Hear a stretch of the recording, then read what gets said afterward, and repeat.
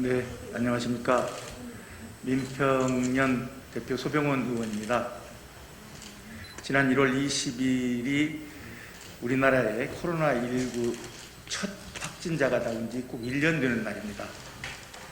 아마 그날 첫 확진자가 나오고 어느 누구도 이렇게 코로나19가 3차 유행을 겪으면서 전 세계에 큰 영향을 끼치리라고는 생각하지 않았을 것입니다. 그렇지만 1년이 지났고 지난 1년 동안 그리고 또 앞으로도 얼마나 더 우리가 코로나와 함께 살아야 되는지 아무도 예측하지 못하고 있습니다.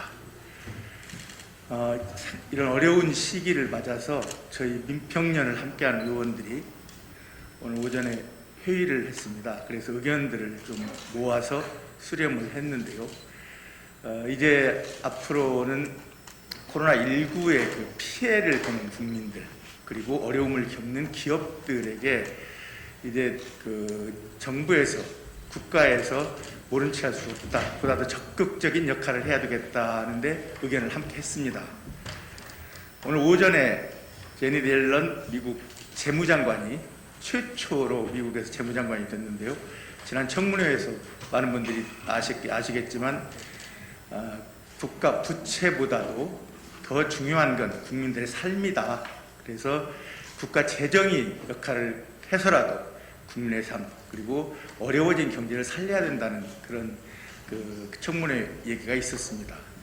저희 민평년 의원들도 오늘 같이 함께 의견을 모은 것 중에는 국가에서 큰 역할, 적극적인 역할을 해야 된다는데 함께 의견을 모았습니다. 그래서 오늘 그 아침 회의의 내용을 저희 의견을 모아서 발표하고자 합니다.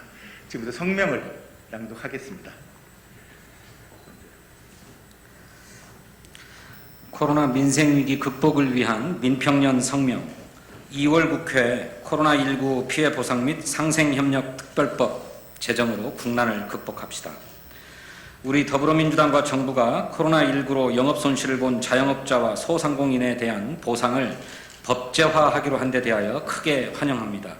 또한 손실보상법과 함께 협력이익공유법과 사회연대기금법 등 상생연대 3법을 추진하기로 한 당의 방침을 적극 지지합니다. 코로나19 감염 사태의 장기화가 우리 경제와 민생에 깊은 그늘을 들이우고 있는 이때 참으로 시의적절한 결단입니다. 영업손실에 대한 보상은 방역과 마찬가지로 국가의 헌법적 책임입니다. 주지하다시피 코로나로 인한 경제적 피해는 중하위 소득계층에 집중되고 있고 중소기업과 소상공인, 자영업자, 노동자들의 생계를 위협하고 있습니다. 그럼에도 불구하고 주택가격과 주가는 끝없이 올라 빈익빈 부익부의 자산격차는 날이 갈수록 벌어지고 있습니다. 지난해 2월 국회가 코로나 3법으로 K방역의 기초를 놓았던 것처럼 이번 2월 임시국회는 사회경제적 위기를 극복하기 위한 특단의 경제방역대책을 입법해야 합니다. 민주평화국민연대는 신속하고도 긴밀한 당정협의를 통해 코로나19 피해 보상 및 상생협력 특별법안을 마련 2월 임시국회에서 통과시킬 것을 제안합니다.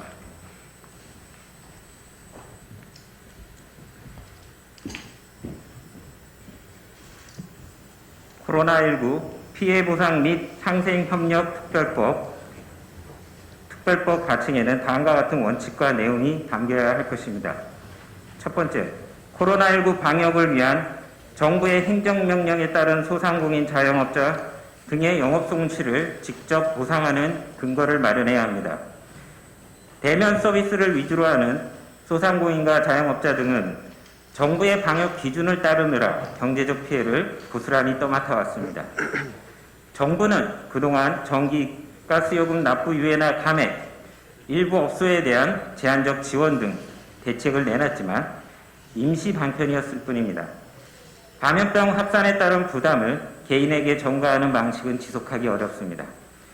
영업 중단 경고에도 가게 문을 열 수밖에 없는 절박함을 살펴봐야 할 때입니다. 두 번째, 코로나19 감염 사태 장기화로 일자리를 잃거나 소득이 감소한 노동자 등의 소득을 직접 지원하는 근거를 마련해야 합니다. 사람의 이동과 집합을 제한해야 하는 방역의 특성으로 인해 사회적 거리두기만으로도 항공업과 여행업, 운수업, 공연 전시업 등에 종사하는 노동자들은 그야말로 생존의 갈림길에 서 있습니다. 이들의 고용 유지를 지원하거나 소득을 보존해 주어야 합니다. 또한 코로나19 감염 사태로 인해 일자리를 잃거나 소득이 감소할 국민의 소득을 적정 수준에서 보전하는 방안도 마련할 필요가 있습니다.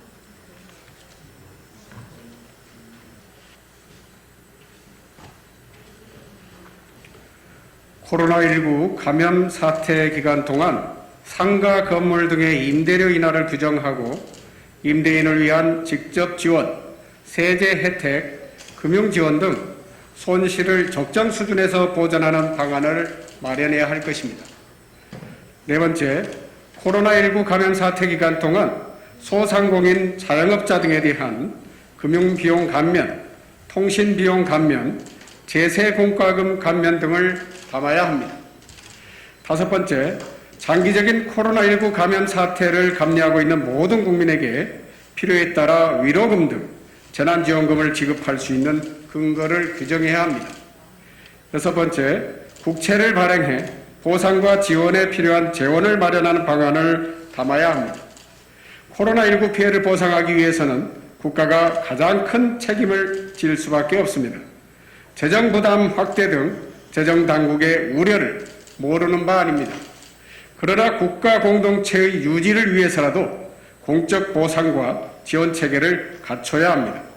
그동안 희생을 감수해온 이들이 더는 방역 수칙을 지킬 수 없다고 한다면 감염병 통제는 힘들어지고 사회적 손실과 비용은 감당할 수 없는 수준으로 불어나게 될 것입니다. 재정 당국의 일대 결단을 촉구합니다.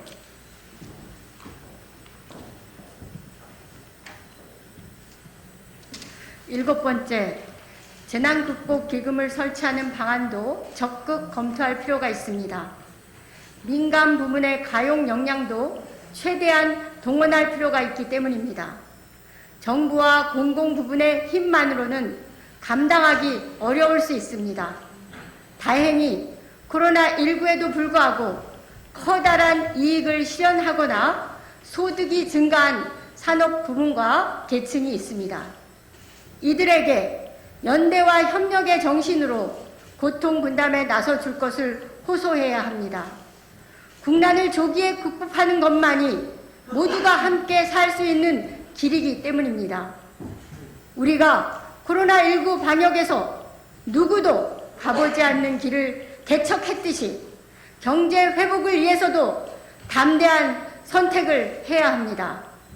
2월 국회에서 코로나19 피해 보상 및 상생협력 특별법 제정을 합시다. 연대와 협력의 정신으로 국난을 극복합시다. 민주평화국민연대가 앞장서겠습니다. 2021년 1월 26일 경제 민주화와 평화 통일을 위한 국민연대 일동. 고맙습니다.